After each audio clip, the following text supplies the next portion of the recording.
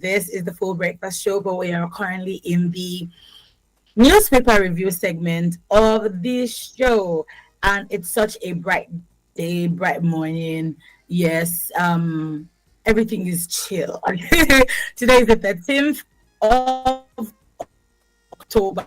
Remember that I said on Friday that by the time we enter this week, we are already going to be swerving swiftly into the third week of October. People did not believe me because today is already 13. Tomorrow is 14. 14 will conclude the first 2 weeks of the month. By Wednesday, like this, boom, we're in the third week.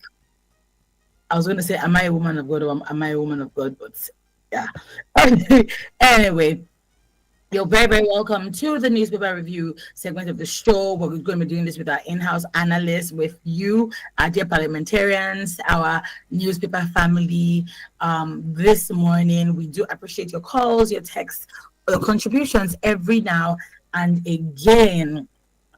Saturday was International Day of the Girl Child, and it was being celebrated in different places all over the world. And what's important to note is that the International Day of the Girl Child is not just an ordinary day, it's a day to celebrate what the girl child means, who the girl child is, right?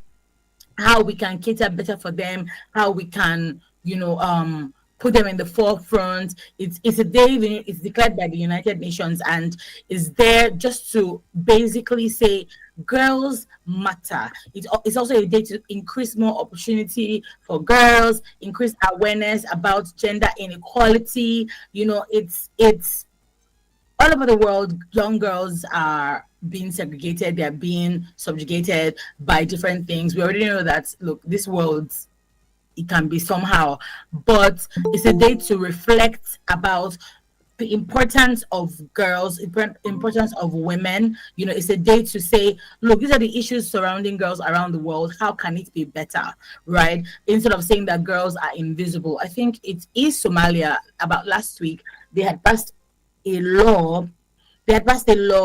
Ending child bride marriages, but then the men came out to start crying to say, oh no, why would they end child bride marriages? And then the government reversed the law that they brought out, and that has set them back, and set us back, years and years and years. It's so unfortunate, but we're hoping that change comes, because why are you as a grown man fighting to marry a girl that's 6 or a girl that is 10? Like, my brain is refusing. My brain cannot accept it, because it is just really, really, really wild that that's what is happening in the year 2025. So the Day of the Girl Child basically is just a day to reflect, to say, okay, how can we make lives better for girls? How can we make lives better for our women? How can we make lives better for every one of us in general? Because okay, so happy International Girls Day to every girl, every young girl around the world. You matter. You are not invisible. You matter, and this fight is for you. Eradication of erasure. You're not erased. You absolutely, absolutely matter in the large scheme of things. 2020. In 2012, the theme of International Day of the Girl Child was ending child marriage. 2013 was innovating girls' education. 2014 was empowering adolescent girls, ending the cycle of violence. 2015 was the power of the adolescent girl, vision for 2030. 2016 was girls progress, what counts for girls. 2017 was empower girls before, during, and after crisis. 2018 was with her, a skilled girl force. 2019 was Girl Force, Unscripted and Unstoppable. 2020 was My Voice, Our Equal Future. 2021 was Digital Generation, Our Generation. 2022 was Our Time Is Now, Our Rights, Our Future. 2023 was Invest in Girls' Rights, Our Leadership, Our Well-Being. 2024 was Girls' Vision for the Future. And this year, 2025, is The Girls I Am, The Change I Lead, right? So I'm taking our time because over here at Women Radio, one thing that's at the forefront of our message is women and our girls. So no, I'm not going to gloss over this. And don't come at me with so what's going to happen on International Day of the Boy Child. When we get to that river, we'll cross it right now. Since we couldn't talk about it on Saturday, we are talking about it now. That if you have a daughter, if you have a sister, if you have, we all have moms, right? You have a mom, girls are around you, your friends are girls. It's important that you fight for their rights. They are not and not join in the erasure of girls worldwide. Okay, with that being said, I'm done with my sermon on International Day of the Girl Child. We hope that the fight continues, and the United Nations is on the forefront of making sure that girls are not being erased, that child bride marriages are ended, all right? And we're hoping that in Somalia there will be a way forward, and maybe the United Nations will get involved. I don't know, because right there's also the issue of it's a religious thing, da da da. But you know what? Don't get me started on religion. So let's just keep it moving. Good morning, Roy. Good morning, Fumi. How are you today? How's the I'm fine. weekend? Tell me that you didn't go for a party throughout the I, weekend, I Fumi. did. I'm so tired. Oh, you're so tired. I'm so tired. I was Like you out so even the country to tell me you went for a party and you cannot even yes. say, "Oh, Roso, I brought also things for you back." Oh, kiniko, kiniko, kiniko.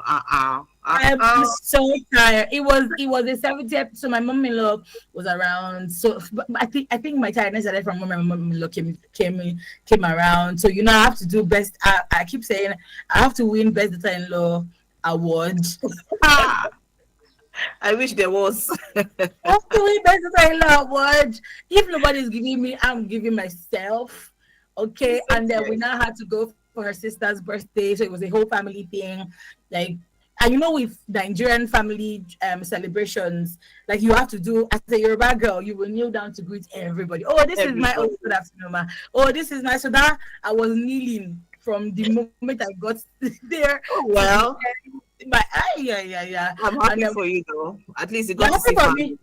Yeah, no, you got to see family, so that's good. Yeah. Anyway, I'm glad to be here today on the newspaper review on this amazing Monday morning, the 13th day in the month of October already.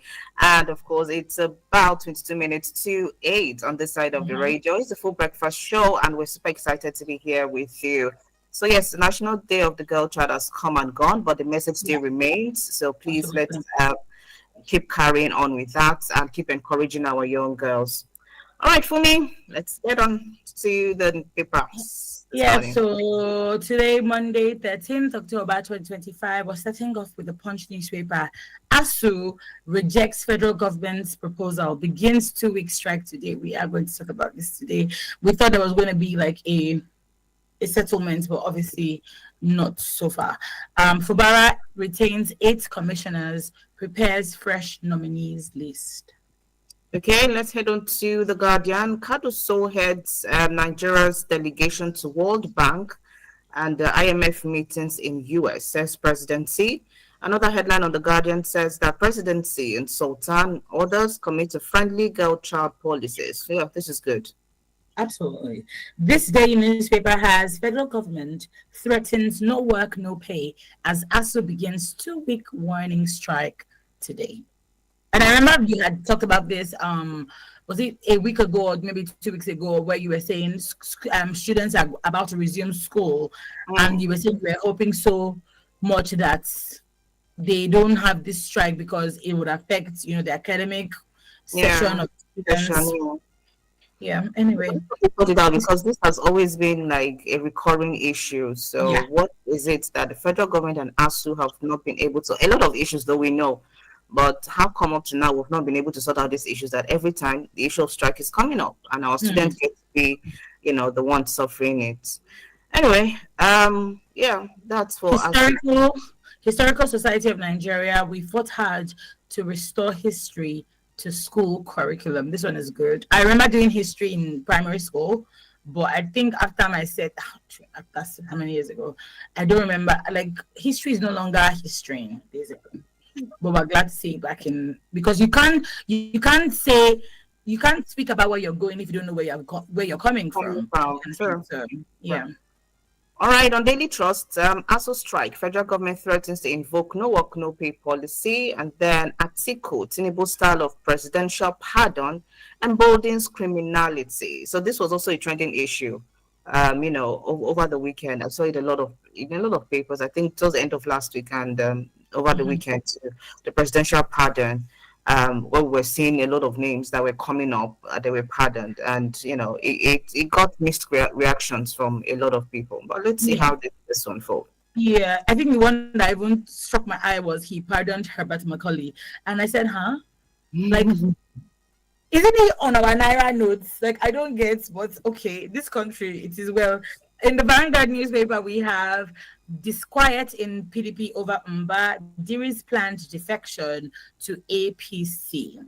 We also have in the Vanguard newspaper how Benin Palace shut down Yaloja politics in Edo Marcus. This was also a trending, and it was rising, and so we're glad to say that this has been shut down.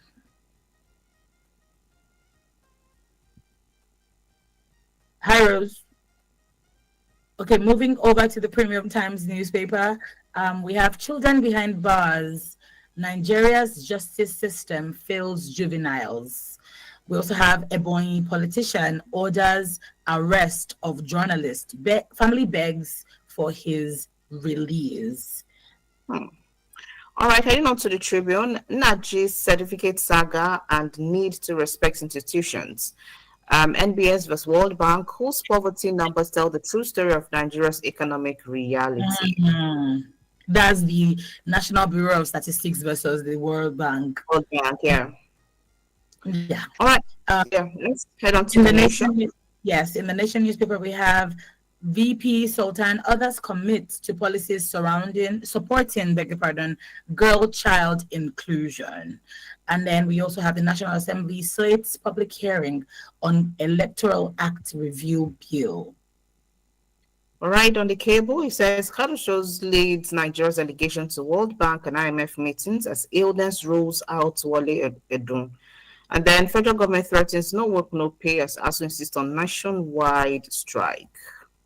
In the Daily Post, we have clemency. You're undermining sanctity of justice. Article blasts Tinubu. And then finally, we have ASU makes good threats, declares 2 week warning strike.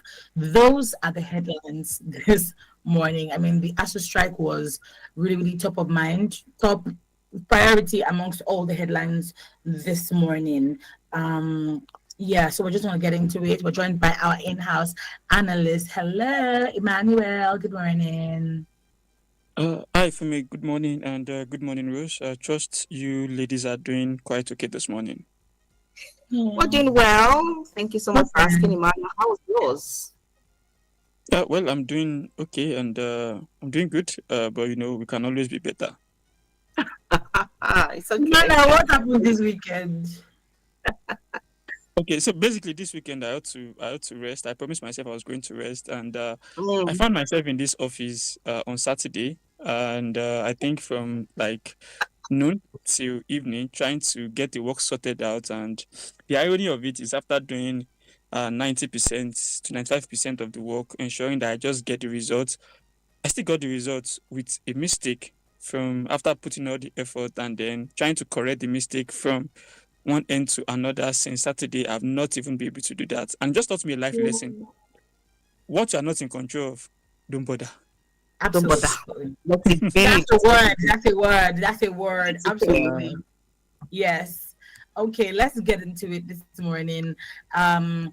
This one is from the Punch newspaper. ASU rejects federal government's proposal, begins 2 week strike today. The Academic Union of Universities will today commence a 2 week warning strike after the ultimatum issued to the federal government elapsed on Sunday. That was yesterday, 12th of October. This announcement was made by the national president of the union, Professor Chris Piwana, at a press briefing at the University of Abuja.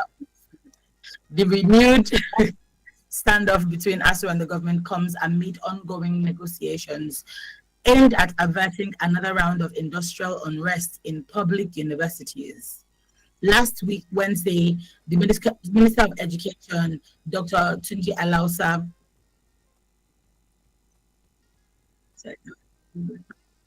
okay, of disclosed in Abuja that the government has entered the final phase of talks with ASUU and other unions to resolve lingering disputes over welfare funding and implementation of the 2009 ASUU federal government agreement. 2009. I remember having the same conversation with Emmanuel. If I'm not mistaken, it wasn't in September. I think it was in August, or maybe even July, and we are back at this conversation. I mean, arrears or salary arrears, 25 to 35% salary arrears. They're demanding the conclusion of the renegotiated, again, 2009 federal government ASUU agreement with release of the withheld 3.5 month salaries, sustainable funding of public universities, revitalization of public universities, and cessation of the victimization of lecturers in Lagos State University, Kogi State University, now Prince Abubakar Audu University, and Federal University of Technology, so Owerri.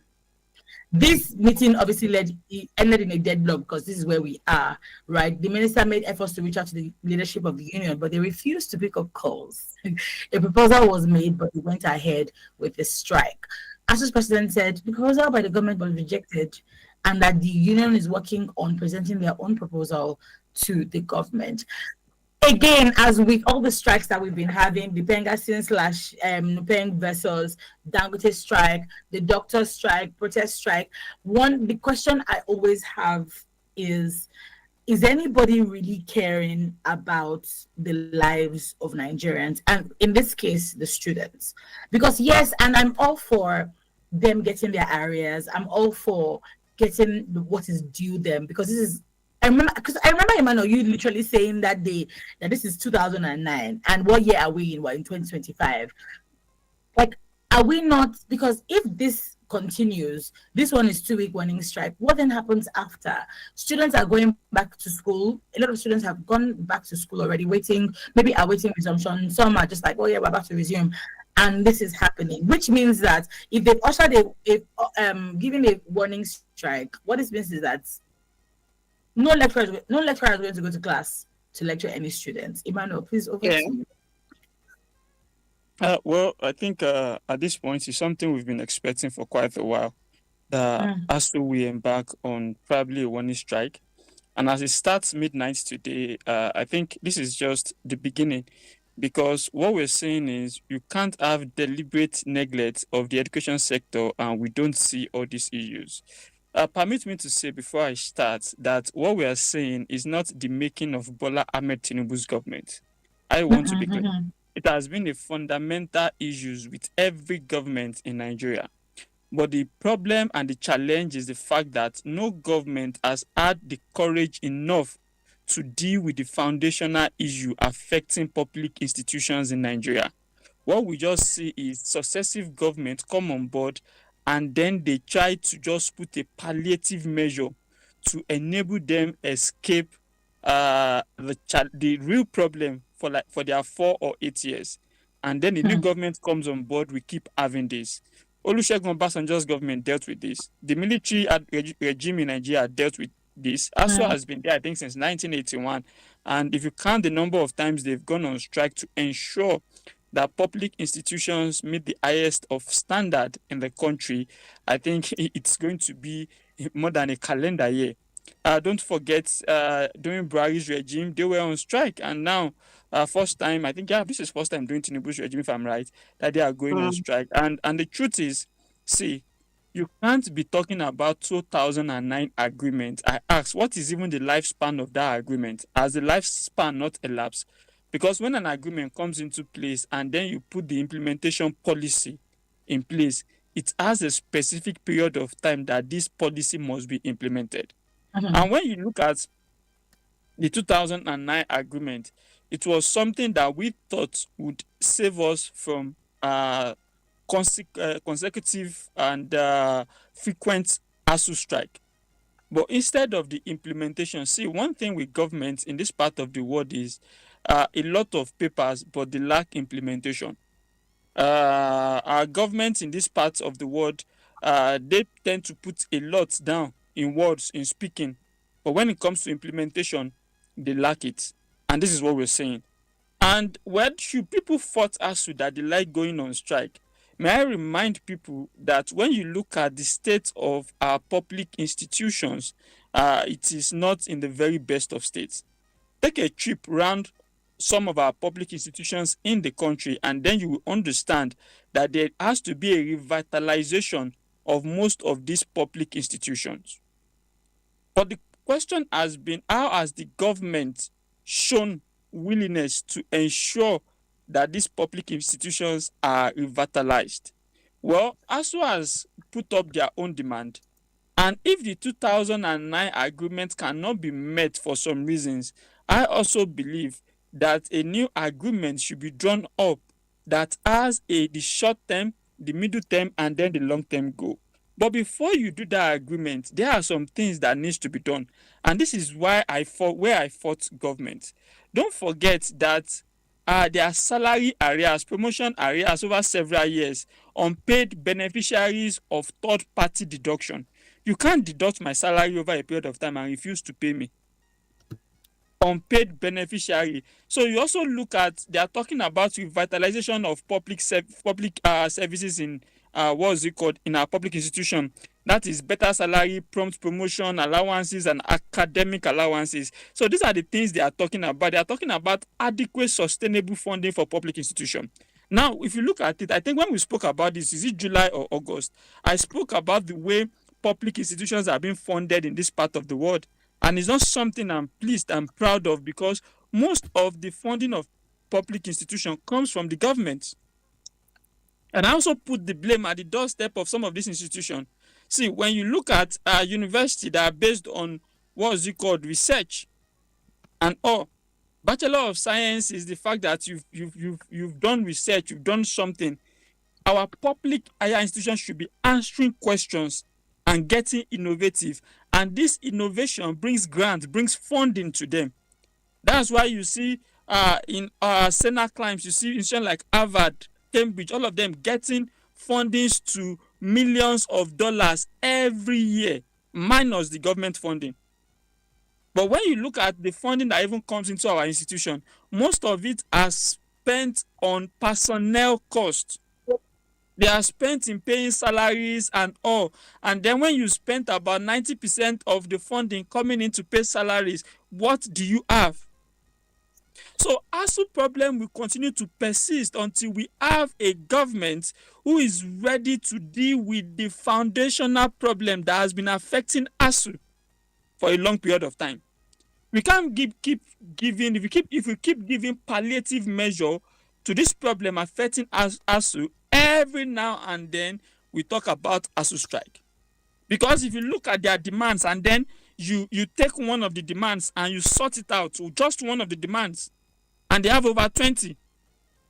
Do you know they will come back in the next 3 months and tell you that you sorted one, you said you will sort the rest? Why haven't you done this?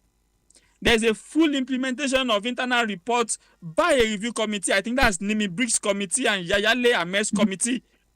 So these are things that ought to have been sorted out, but we are still here talking about 2009 agreement in 2025. A nation that wants to move forward 16 years should be done with ASUU's agreement for 2009. We should be looking at how we can take our public institution further. But what we are speaking to now is 2009 agreement, 16 years after, 4 election cycle after. And this is not how democracy is run. This is not how we can make progress in our education sector. Don't forget, we've been complaining about education sector. There was a time we spoke about resumption, high cost of fee, because private institutions are thriving and private institutions are profit oriented. The neglect of public institution has given rise to most people choosing private institution over public institution, because in private institution you don't experience strike. Your 4 years is 4 years, but you pay the fee. In public institutions, you don't know whether your 4 years can turn to 8 years. And that is even some, if you don't have ASUU, if you don't have SANU, if you don't have NANU, we have a whole lot of them. When ASUU is done, SANU will take over, NANU will take over every union because like they are all aggrieved. And I ask myself the question, what are we doing to ensure we have a better educational system in the country? But where ASUU will also tell you that some of this stuff has been partially met but not fully met. But when there's an agreement in place, if you don't meet the totality of the agreement, then the agreement cannot achieve the full potential by which members sat down to ensure they reach a conclusion. So the issue we're having now is not Bola Ahmed Tinubu's government issue. Because I have to establish that, because in this part of the world we tend to blame the sitting government for every issue. This has been an issue, and I have not seen courage from any government trying to solve this. I can only hope that Tunji Alausa-led Ministry of Education will be able to provide solution, not palliative measures, because this is what Minister for Education and Labour does to us, palliative measures, just to get them back to the classroom and get students back in school, and he just wants to leave ASUU headache. But ASUU headache is an headache that is affecting the whole Nigeria, and the faster we solve this, the better. We're talking about lecturers not being paid well, but some people from one particular school of thought will argue, is it not the same lecturer that doesn't announce the right election results? Some of them professors. So see, I keep saying this, that our education system deliberately is kept in this state so that we don't focus on some things. So because I tend to just imagine over time how and why we get into these things. Now we look at what is happening now. We're having disruption of academic calendar in schools. Yeah. You've planned yourself that this is what is going to happen. This is what is going to happen. I'm going to be in school from 2019 to 2023. But don't forget, the government and ASUU, they have their own plan for you to take you there to 2025 or 2026. Yeah. So this is what and when you break academic calendar, when you break lecture calendar, it affects students' orientation. I've been in class, we've had 3 weeks of lecture, 4 weeks of lecture, and then suddenly we have to take a break and come back when we are picking up the pace. So we should look at the negative effects it has on students and the psychological strain it has on students. That's why I am an advocate for us to solve the root cause of ASUU problem, not palliative measure. Not palliative measure. And government don't need to sit down and wait till ASUU says that we are going on strike before they start engaging ASUU.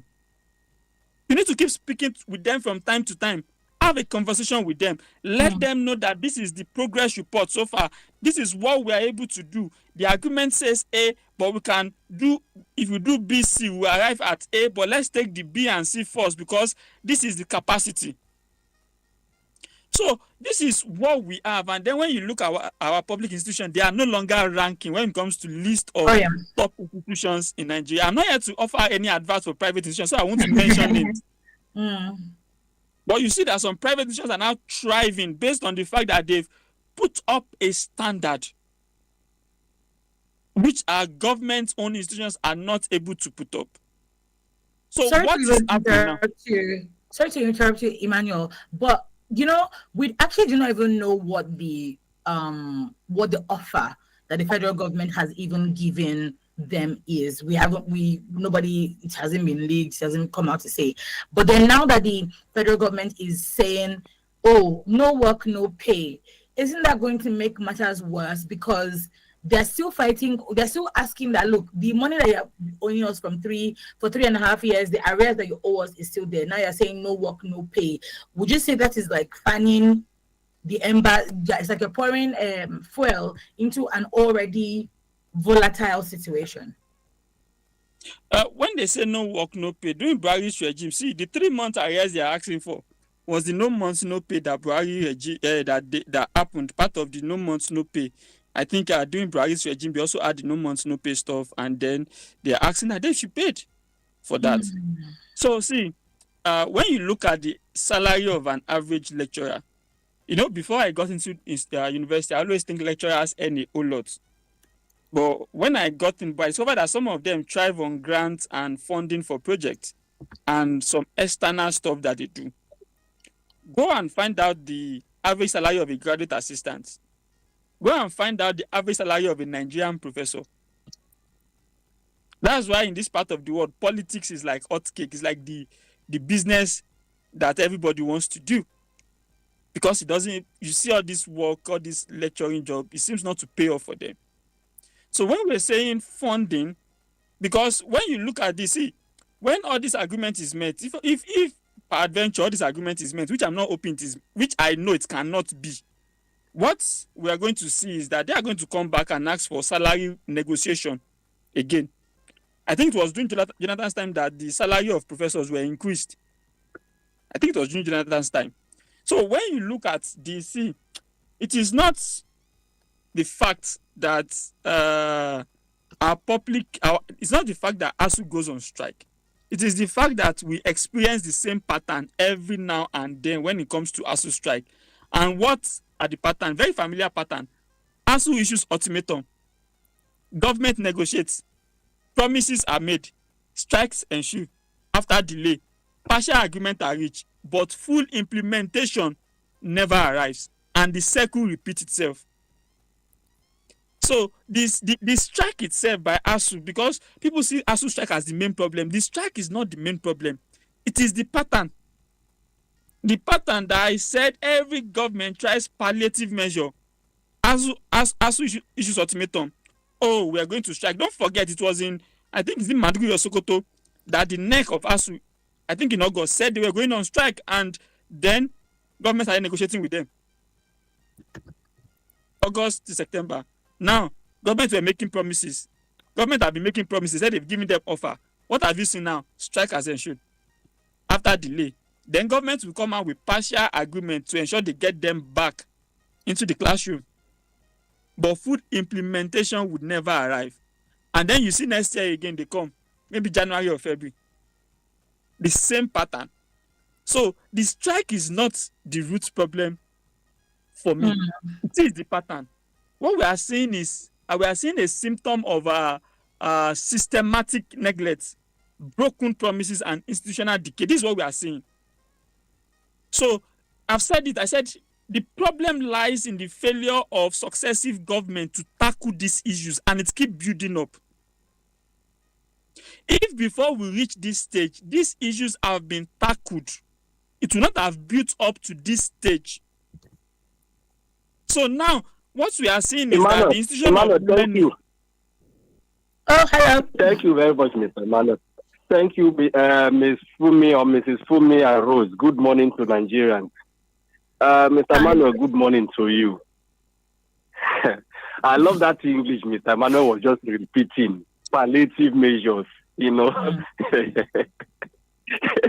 COVID-19 has given us a new word in the world, and our government has found a way to implement it as one of our most used vocabularies in Nigeria. Palliative, Mr. Emmanuel, I was going through something this morning, I looked at Nigeria. You think you are talking to babies, that no work, no pay. You are talking to babies, Abi. Minister that is giving that order, what is his right? You are an appointee of the federal government, a political appointee, serving under 4 years tenure, and your salary is more than somebody lecturing in university for over 20-something years now, in a month. Someone talk to us in Nigerians. Let us understand what is going on. I'm not even looking at that. Mr. Hello, please, I want to beg Nans, wherever they are, you must, for me, I'm in with ASUU. I'm in for ASUU. Okay? ASUU must fight this and get it done. Because somebody promised that there must not be strike under his tenure. Then, Mr. Emmanuel, the people that your president pardoned, please go through those names and the offenses. What concerns a national pardon to those kind of people? While we have women who gave birth in Anambra prison that I know, who are still there. Injustice has been on their record. We have people who have been. I don't know. Please, Emmanuel, talk to us this morning. That is where I want us to look at.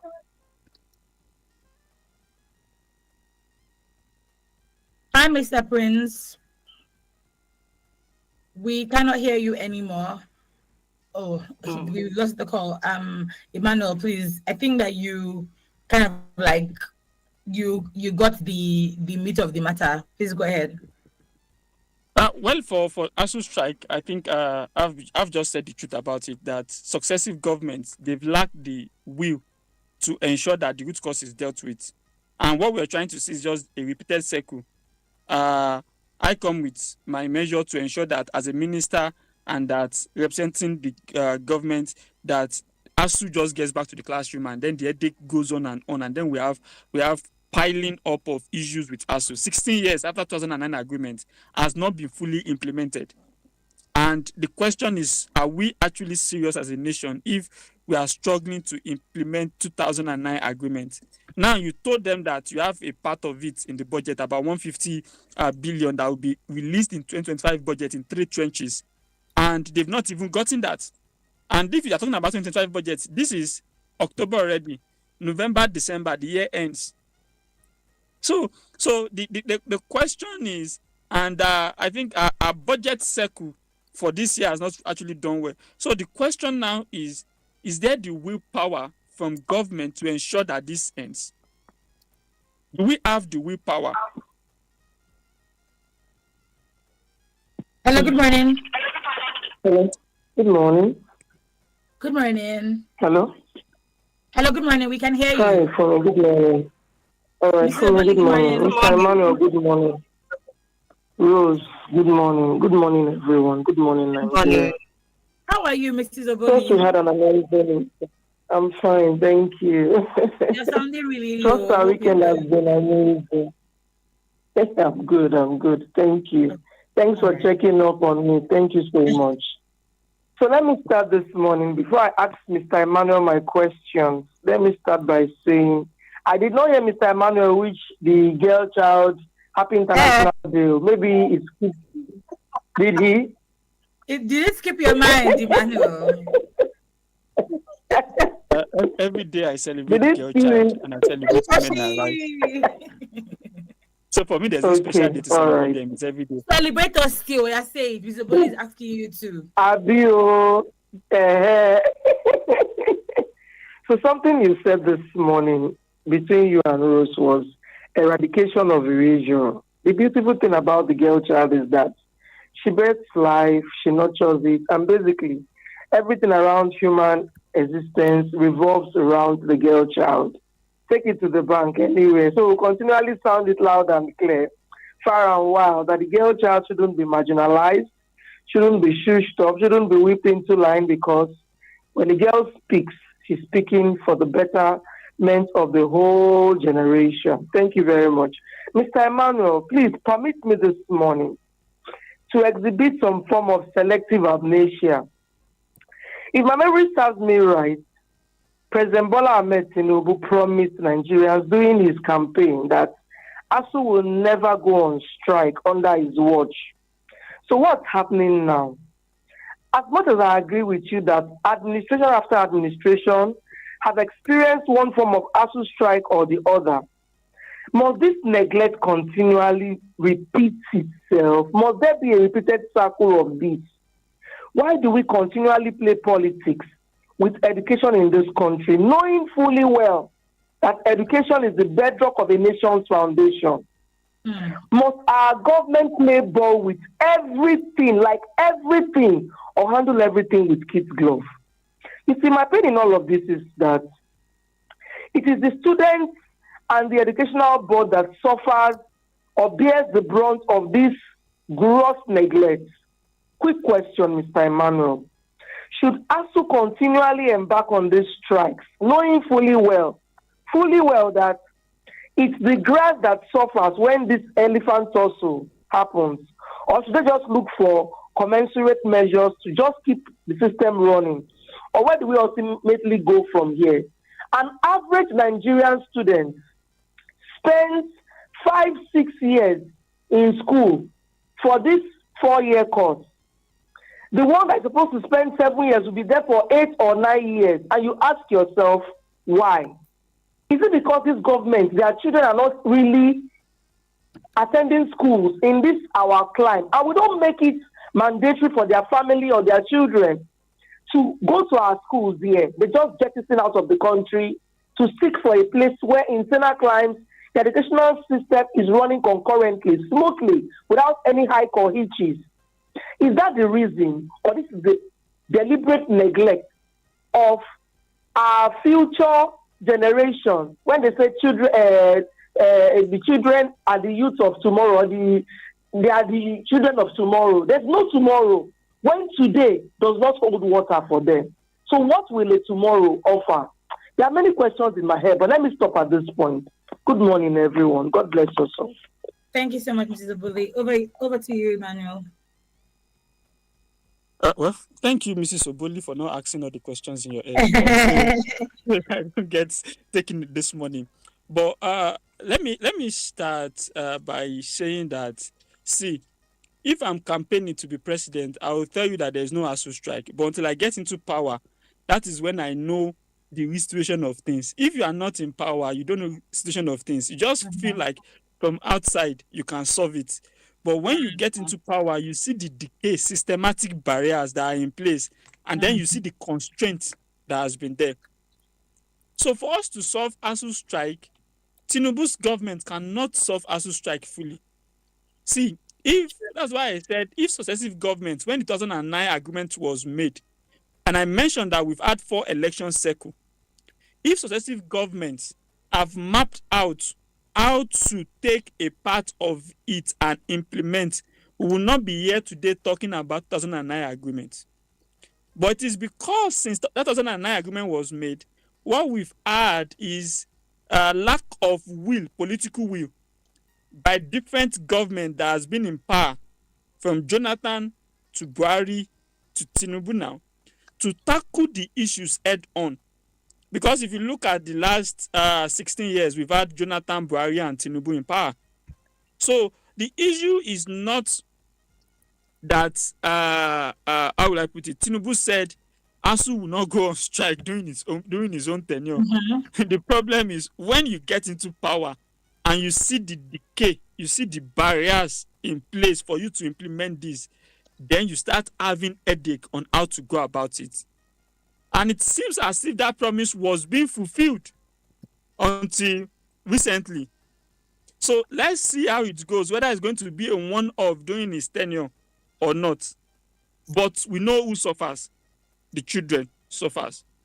And part of what ASUU they are asking for, when I speak about revitalization of public institutions, I spoke about the decay in infrastructure in most public institutions. Hello, good morning. And these are the things.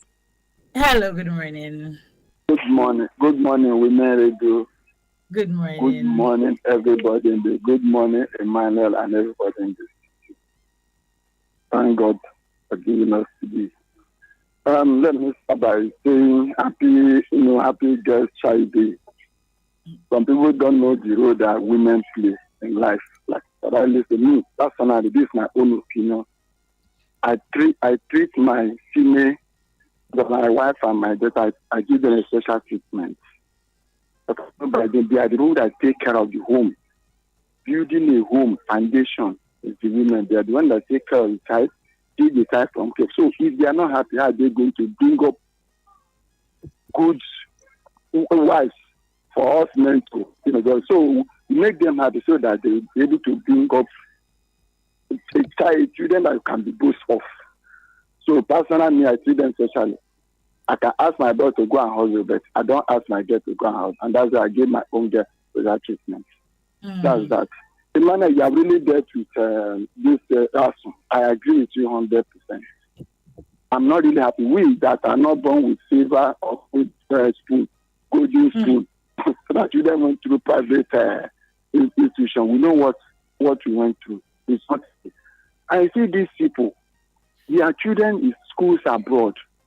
Please let me make it compulsory. Anybody that wants to be president, your children must school here in Nigeria. But because many of them have private school. That is the one. Actually, it's one permanent solution. We know that Bola Ahmed Tinubu, really, he has done something. This student loan is a lot too. We that pay school fee, you know what we went through. It's a lot. I find out from people that are calling. They say it doesn't need you to know person or this. I find out myself. I don't know that person can tell. So let me thank you. But this has no problem. I know he's just started. Let him a permanent solution to it, so that 4 years will be 4 years. If that happens, all these private universities will not be able to sell. They will not sell. You know, we went through private public school, primary, secondary. In that, those people that have private primary school and secondary, they don't sell those things. Because when you go there, you see qualified teachers. And those people that came out of this public school, they do well. So if you say you are first class, you are first class, but it's not like that in public, in all these private business. If you have your money, you can use your money. But some of them that are first class, they cannot defend the certificate. So one of them like it. So please, they should find sound. You have manner, you are really there with it. Thank you. God bless you. God bless you. You are really get there one day. Let us all do the right thing. Nigeria will be great again. Thank you. God bless you. God bless you. Thank you, Evangelist Dixon, for that. Emmanuel, yeah, please go ahead. Let me just round up the ASUU issue based on this. And I think after that, maybe I will have time to answer Prince's question on presidential pardon. And yeah, if we are to move forward, I just recommend this thing for us to move forward, this ASUU issue and government issue. Since 1981, we've been on it. There has to be political will and sustainable budgetary commitment. If the government knows that every year they can only release 50 billion naira to ASUU or 100 billion naira to ASUU, let it be that is what they agree to release. If you don't have the capacity to release 500 billion, I'm telling ASUU that you give them 500 billion, at the end of the day, you give them 50 billion. That's just 10%. They would go on strike. But when there is a political will and sustainable budgetary commitment towards their cause, you will see that this thing will stop, because every year ASUU knows that they will get this, and every year government knows that no matter how bad it is, we will give this to ASUU. Let there be transparent implementation mechanism. We need this mechanism in place. So we need like a credible monitoring body that would not be the government and ASUU, but that would ensure that there is a transparent implementation mechanism in place. And then one thing that we don't do, there should be sanction for non-compliance. There should be serious sanction for non-compliance. Then alternative dispute mechanism and stakeholder participation and public pressure. I think that would enable us solve these ASUU issues at once.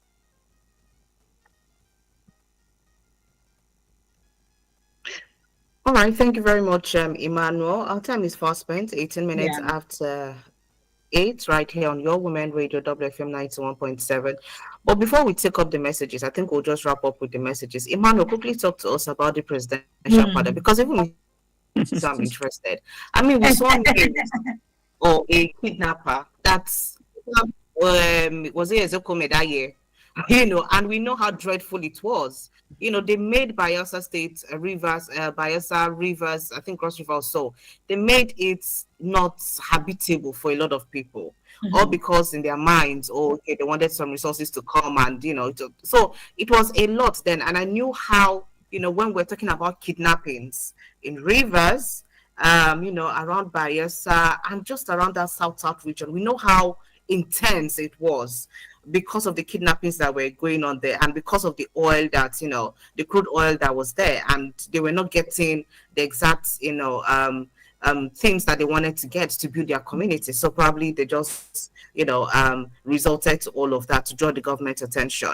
But seeing a presidential pardon for that kind of person today, and knowing fully well that some people in those particular prisons that warrant or that actually need it, or that have warranted the pardon by virtue of behavior and all of that.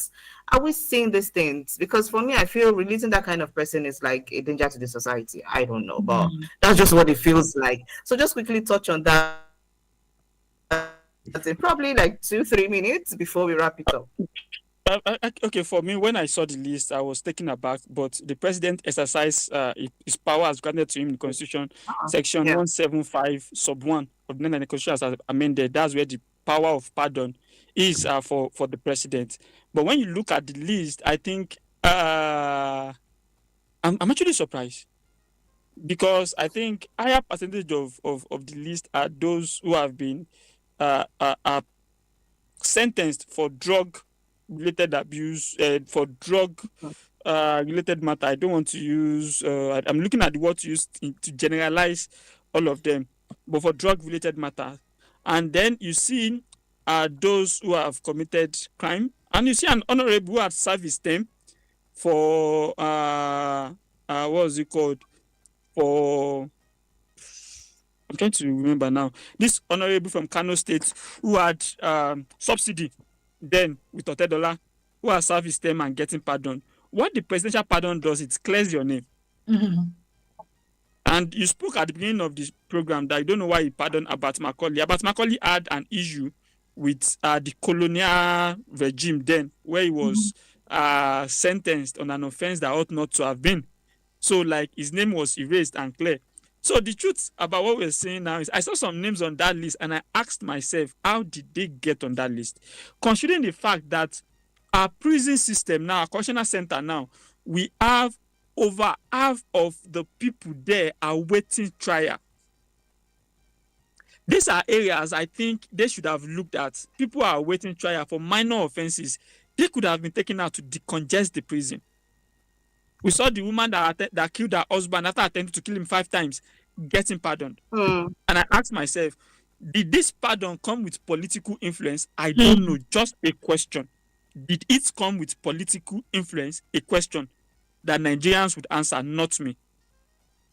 Because I can't give an opinion on that. How did the office of the Attorney General of the Federation arrived at this name? I don't know. I can't give answer.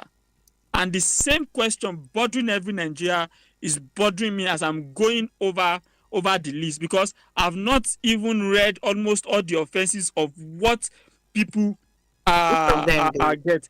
I understand the pardon of the Ogboni 6, Kensarowiwa and co. We've been seeking for their pardon since. I understand Kensarowiwa, Saturday, Dobe, Daniel Gboko. I understand all those ones because we've been seeking for their own pardon since. But what about the rest? Festa was pardoned. Major General Festa was pardoned posthumously. So I understand those ones. But I saw some name on that list and I was wowed. And I asked the question, if we are pardoning these people, what examples are we setting for those who are coming, who might commit the same offense? And happy International Day of the Girl Child to all the beautiful girls out there celebrate it today. Finally, we got it from you. Let me take the messages because Emmanuel, I didn't see that one coming. Okay, the names and offenses of those Tinubu pardoned. Which of those persons meets the criteria for such national disgrace? Is this what we are going to go through while we have innocent men and women languishing in the prison? Terrorists signing peace deals. Good morning from Prince. He had already called.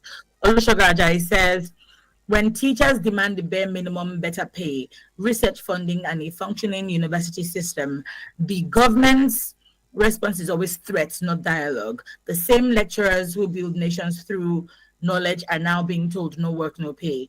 ASUU's struggle isn't about salary. It's about saving what's left of our universities from total decay. Every nation that silences its thinkers will one day pay the price of ignorance. Olusoga, there's been dialogue happening here. I think this no work, no pay, like Emmanuel has said, is not a new thing, but I see where you're coming from. Finally, we have Mayor from Ikotun Egbe, who says, beautiful morning to all you all in the studio. Presidential pardon by your president is highly insensitive and embarrassing for the nation. How can the country move forward when questionable men in power are releasing drug pushers? All these governors jumping to APC is a sign of relief for Nigerians because 2027 general election will sweep all of them away in power, and that will be the end of the APC in Nigeria by the grace of God. On Umahi, we know him very well to be a betrayer to the Southeast people, even the devil has followers. So I'm not surprised of people still following APC. Oh God, arise and trouble those that are troubling Nigerians. Mayor from Ekotoegbe. Thank you so much for your message. Those are the messages we have for today. And that is the time, all the time that we have for the newspaper review segment this morning. With that being said, we are done with the full breakfast show. Thank you to you for your calls, for your messages. We truly, truly, truly appreciate them. With that being said, once again, happy International Day of the Girl Child to Girls worldwide. And do have a lovely day. My name is Fumi Bangala. My name is Rose Yusuf Kaiser. Emmanuel, have a great day too.